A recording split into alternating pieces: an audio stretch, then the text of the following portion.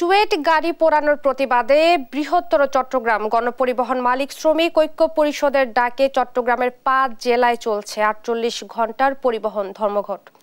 এতে করে চরম ভোগান্তিতে পড়েছেন যাত্রী সহ সাধারণ মানুষ। চট্টগ্রাম থেকে একেএম নাজিমের রিপোর্টে বিস্তারিত। চুয়েট গাড়ি পোড়ানোর প্রতিবাদ সহ ৪ দফা দাবিতে পরিবহন মালিক শ্রমিক ঐক্য পরিষদের ডাকে রোববার সকাল থেকে চট্টগ্রামের সঙ্গে ৫ জেলায় চলছে ৪৮ ঘন্টার পরিবহন ধর্মঘট।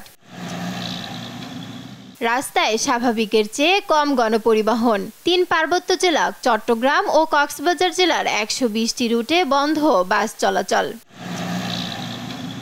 মোড়ে মোড়ে ভিড় বেড়েছে বিভিন্ন গন্তব্যমুখী মানুষের। সবচেয়ে বেশি দুর্ভোগে স্কুল কলেজগামী শিক্ষার্থীরা। আধা ঘন্টার উপরে দাঁড়িয়ে আছি, খুবই ক্লান্ত লাগতেছে। এই গরমের ভিতরে এভাবে দাঁড়িয়ে আছি, ভালো লাগতেছে না। এখানে আসি 1 ঘন্টা 1.5 ঘন্টা, কোনো গাড়ি পাচ্ছি না।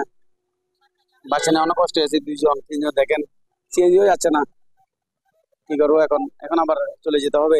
দাঁড়িয়ে আছি যে আসলে গাড়ি পাই না। আজকে যে ধর্মঘট আমরা জানতাম না, এসে অনেকক্ষণ আধা ঘন্টা ধরে দাঁড়িয়ে আছি। সিএনজি ডাকছিল, কিছু উঠলাম, বলতেছে ব্রিজ পার হতে দিচ্ছে না। সামনে গিয়ে না, বাস তো নাই টোটালি। পরিবহন সেক্টর ও মালিক শ্রমিকদের বৃহত্তর স্বার্থে ধর্মঘট বলছেন সংগঠনটির নেতারা। একদিকে আমরা ক্ষতিপূরণ দিচ্ছি, সরকার দিচ্ছে ট্রান্সপোর্ট থেকে ক্ষতিপূরণ, আবার আমাদের গাড়ি যে পোড়াই দিচ্ছে, আমাদের গাড়ি যে ভাঙচুর করতেছে, আমাদের স্টাফদের মারধর করতেছে, ওইসবের ক্ষতিপূরণ আমরা পাচ্ছি না। সোমবার চট্টগ্রাম কাপ্তাই সড়কে বাসের ধাক্কায় মোটরসাইকেল আরোহী 2 চুয়েট শিক্ষার্থী নিহত হন। এর জের ধরে ওই দিন থেকেই শিক্ষার্থীরা 10 দফা দাবিতে চট্টগ্রাম কাপ্তাই সড়ক অবরোধ করে আন্দোলন করে আসছিল।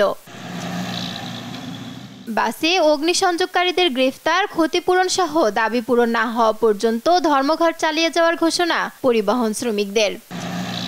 নিউজ ডেস্ক, দেশ টিভি।